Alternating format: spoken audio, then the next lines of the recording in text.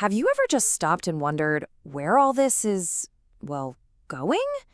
I mean, beyond the next cool gadget or AI feature. Today, we're diving into a roadmap, a really fascinating vision for humanity's future, one that's all about taking back the reins from the wild ride of technology. And what makes this roadmap so compelling is who wrote it. This isn't some philosopher sitting in an ivory tower. No, this comes from a technologist, someone who has spent years deep in the trenches with, quote, iron, code, and algorithms. They were on the inside, searching for something more lasting. And that personal journey, well, it gives this whole thing a very real, very human foundation. Okay, so at the absolute center of this whole conversation is one big idea, the singularity. And look, this isn't science fiction anymore. The feeling that change is happening at a dizzying speed, that's just the appetizer. The singularity is the moment that growth just explodes. It shatters all the old limits and becomes hundreds, maybe even thousands of times faster than what we're experiencing right now. And that brings us to the core argument here. This isn't some far-off future problem to solve. The author argues that the singularity is effectively already here. It's the challenge of our time, and it's putting a massive choice right in front of our generation. We're standing at a fork in the road with two very, very different ways forward. So let's look at path number one. This is called the razor's edge. This is the future where we just double down on speed. It's a life lived in a millisecond, right on the bleeding cutting edge of innovation. It sounds thrilling, right? But it's also incredibly unstable. So what does it actually feel like to live on this razor's edge? Well, think of it this way. You basically become a perpetual beta tester.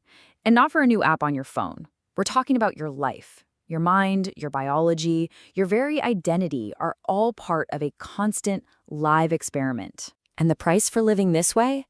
It's steep. We're talking about constant updates, not to your computer, but to your brain's operating system, to your very genome. In this world, peace is a forgotten luxury. Silence doesn't exist. Risk becomes everything. You could make a fortune overnight, or a single bug, a single mistake could cost you your health, your identity, maybe even your humanity. It's a recipe for total spiritual burnout. This quote just nails the tragic irony of it all. The people on this path, they're the pioneers, fighting on the front lines for what's next.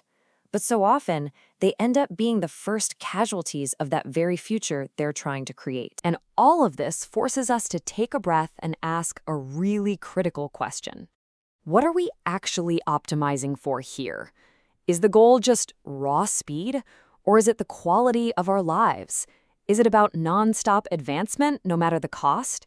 Or is it about finding some kind of human peace? That question, thankfully, leads us to the other option. Path 2. This is called a conscious return. Now, this isn't about rejecting technology and living in a cave. Not at all. It's about making a deliberate choice to move forward in a smarter way, to blend our oldest earthly wisdom with the absolute genius of our technology. You know, the difference between these two paths really boils down to one simple thing: who's in charge? On the razor's edge, technology is the master. You're just a user, basically a hostage to every new update. But on this second path, the roles are flipped. Technology becomes the servant. You're an informed consumer, deliberately choosing stable, proven tools that actually make your life better. And imagine what that world looks like. You've still got incredible tech, limitless clean energy, super fast internet everywhere. But it's all in the background, handling the boring stuff, the drudgery. This frees us up as humans to focus on what really feeds the soul: nature, craftsmanship, community. In this world, a calm, focused mind isn't a problem to be solved. It's the most valuable thing you can have. Now, stick with me here, because this path leads to its most radical idea. It actually proposes a whole new philosophy of life and, yes, even death. It redefines what ultimate freedom could really mean. The logic unfolds step by step. So first, technology takes care of our basic survival needs. Health, energy, water, they're all covered. That allows us to build lives full of meaning, connection, and peace. Now, from that place of deep fulfillment, the argument goes, death stops being this terrifying tragedy we have to fight at all costs. It just becomes an expected, natural part of a complete story. And that leads to the final ultimate freedom, the conscious, personal choice to decide when your story is complete. And to be absolutely clear on this, the point isn't about being forced to live forever. It's the opposite. The goal is the freedom to live a long, incredibly rich life, and to have the final say, to have the ending rest entirely in our own hands. It is the ultimate act of personal ownership. So this is where we are. We're standing at this crossroads. The choice isn't really about embracing or rejecting the future. It's about deciding what kind of future we want to build. One that owns us or one that truly serves us. The author gives us this beautiful, practical guide for making that choice, a kind of filter for our decisions. Keep everything from the past that truly enriches your soul, and only accept things from the future that genuinely and sustainably make your life better. In the end, maybe the future isn't some destination we have to race to. Maybe it's more like a house that we are all building together right now, brick by careful brick. So the final question isn't some abstract thing for humanity to answer.